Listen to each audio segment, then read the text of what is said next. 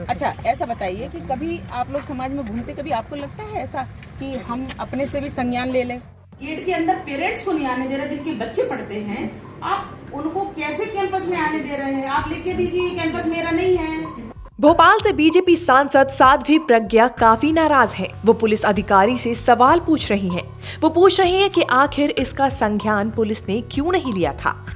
ये पूरा मामला भोपाल के 7 नंबर बस स्टॉप स्थित केंद्रीय विद्यालय कैंपस का है, जहां कैंपस के अंदर ही एक धार्मिक स्थल का निर्माण हुआ है और लोग यहां पर प्रार्थना कर रहे थे। बस इसी को देखकर साध्वी प्रज्ञा सिंह ठाकुर भड़क गई।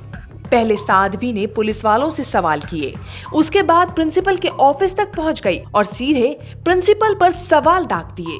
साध्वी प्रज्ञा ने इसके बाद प्रिंसिपल पर कई आरोप लगाए और उसके साथ ही साथ स्कूल में पढ़ने वाली लड़कियों की सुरक्षा को लेकर भी सवाल उठाए। इस मामले पर बीजेपी सांसद प्रज्ञा ठाकुर का कहना है कि उन्हें इसकी जानकारी कुछ दिन पहले ही मिली थी, लेकिन ये सब ठीक नहीं है। उनका कहना है कि विद्यालय परिसर में नमाज पढ़ने के लिए इजाजत देने वाले प्रिंसिपल पर भी इस मामले पर कार्रवाई होनी चाहिए। आप लोगों ने भी कभी जानने की कोशिश नहीं की? कैंपस अंदर कैंपस में कभी नहीं आते। ये गेट खुला है, देखिए अभी भी खुला है। उनका गेट खुला रहता होगा, इन्होंने कभी शिकायत ऐसी की नहीं है कि क्या है क्या। यहाँ इनने कोई सुरक्षा की व्यवस्था नहीं की, कभी सुरक्षा की मांग नहीं की? नहीं, कभी नहीं की। अच्छा, ऐसा बताइए कि कभी आप लोग समाज में घूमते, कभी आपको लगता है ऐसा कि हम अपने से भी संज्ञान ले लें? वो तो सर घूमते रहते, लेकिन ऐसी कोई शिकायत नहीं आई कि यहाँ कोई आ रहा है जा रहा है इस प्रकार की। अब आज श्रीमान ने तलब किया, मैं वरिष्ठ अधिकारियों को बता के संज्ञान में लाता हूँ। आपके कैमरे में मेन गेट पे आप एक पेरेंट्स भी आता है ना, तो परेशान होकर के जाता है, यहाँ से मेरे पास जाता है, कहता है कि दीदी हमें गेट के अंदर ही नहीं जाने देते गार्ड। हाँ, नहीं जाने। सच बात है, नहीं जाने, है ना? और जब गेट के अंदर पेरेंट्स को नहीं आने दे रहे, जिनके बच्चे पढ़ते हैं, आप उनको कैसे कैंपस में आने दे रहे हैं? आप लिख के दीजिए कैंपस मेरा नहीं है। इसकी प्रक्रिया जैसे पेरेंट्स पर स्लिप होती है, भर करके आ जाते हैं उसमें। और इस पूरे ये जो हमारा पूरा मेन कैंपस है, इस पे मतलब कहीं भी कोई मतलब पेरेंट्स आपसे नहीं मिल सकते? नहीं मिल सकते। प्रिंसिपल का साहब का कहना ये है कि मेन गेट से नहीं आ सकते हो, अगर आपको आना हो तो पीछे से आ सकते हो। यही है।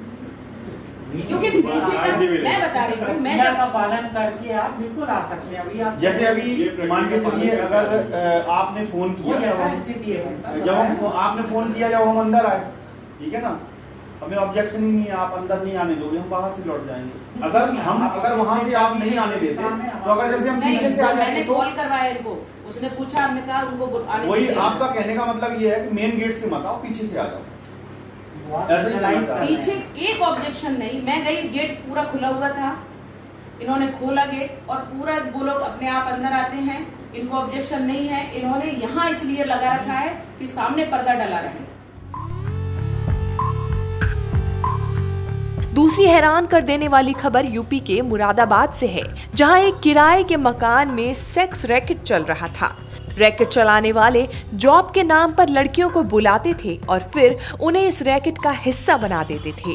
पुलिस ने इस मामले में 5 लोगों को गिरफ्तार किया है। गिरफ्तार किए गए आरोपियों में 3 पुरुष और 2 महिलाएं शामिल हैं। इनके पास से 2 लड़कियों को छुड़ाया गया और आरोपियों को जेल भेज दिया गया है। दरअसल मुरादाबाद की थाना सिविल लाइन पुलिस को सूचना मिली थी कि कुछ लोग पॉश कॉलोनियों में किराए का मकान लेकर उसमें सेक्स रैकेट चला रहे हैं। सूचना मिलते ही CO civil lines Indu Siddharth ने रामगंगा विहार में दबिश दी, तो कुछ संदिग्ध लोगों के साथ कुछ लड़कियां भी मिली। जब उनसे पूछताछ की गई तो वहां मौजूद 2 लड़कियों ने बताया कि इन लोगों ने जॉब दिलाए जाने के नाम पर धोखे से बुलाया था तथा उनसे देह व्यापार कराया जा रहा था। तीसरी अनोखी खबर राजस्थान से है। राजस्थान के भीलवाड़ा में चल रही पटवारी भर्ती परीक्षा में अभ्यर्थियों की एंट्री के वक्त अजब गजब नजारे देखने को मिले।